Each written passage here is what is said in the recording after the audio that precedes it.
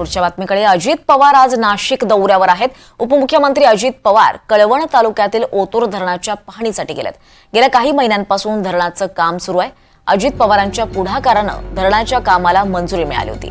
धरणामुळे ओतूर गावासह अनेक गावांचा पाण्याचा प्रश्न मिटणार आहे। अजित पवार छगन भुजबळांच्या जिल्ह्यात गेले असताना सुद्धा भुजबळांनी मात्र अजित पवारांसोबत न जाणंच पसंत केलं आहे।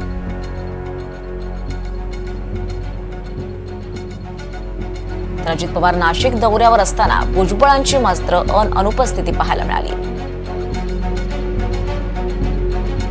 अजित पवारांकडून ओतूर धरणाच्या कामाची पाहणी करण्यात आली। उपमुख्यमंत्री अजित पवार कळवण तालुक्यातील ओतूर धरणाच्या पाहणीसाठी गेलेत। गेल्या काही महिन्यांपासून या धरणाचं काम सुरू आहे। अजित पवारांच्या पुढाकारानं या धरणाच्या कामाला मंजुरी मिळाली होती। या धरणामुळे ओतूर गावासह अनेक गावांच्या पाण्याचा प्रश्न हा मिटणार आहे। मात्र अजित पवार हे छगन भुजबळांच्या जिल्ह्यात गेले असताना सुद्धा भुजबळांनी मात्र अजित पवारांसोबत न जाणंच पसंत केल्याचं दिसतंय।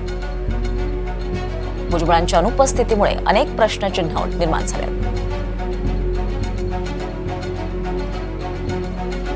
या संदर्भात अधिक माहिती घेऊयात। आपल्यासोबत आपले प्रतिनिधी प्रांजल कुलकर्णी आहेत। प्रांजल, अजित पवार छगन भुजबळांच्या जिल्ह्यात गेले असताना सुद्धा भुजबळांची मात्र त्यांच्या दौऱ्यादरम्यान अनुपस्थिती पाहायला मिळते।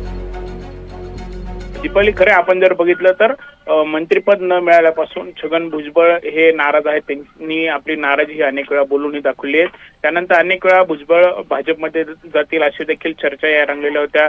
पुढे भुजबळांची भूमिका काय असणार याकडे देखील सर्वांचं लक्ष लागलेलं आहे। आणि असं असतानाच आज आपण जर बघितलं तर पक्षप्रमुख अजित पवार हे नाशिक दौऱ्यावरती आहेत।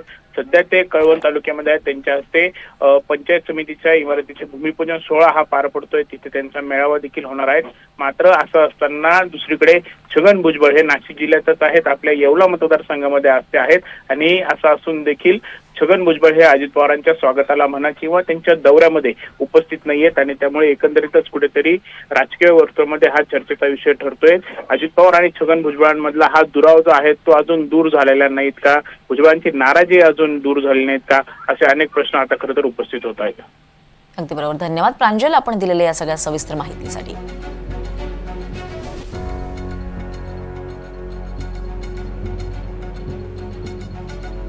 अजित पवारांच्या दौऱ्यात भुजबळांची मात्र अनुपस्थिती पाहायला मिळते। त्यामुळे राष्ट्रवादी सारं काही आलबेल आहे का असा प्रश्न निर्माण होतोय।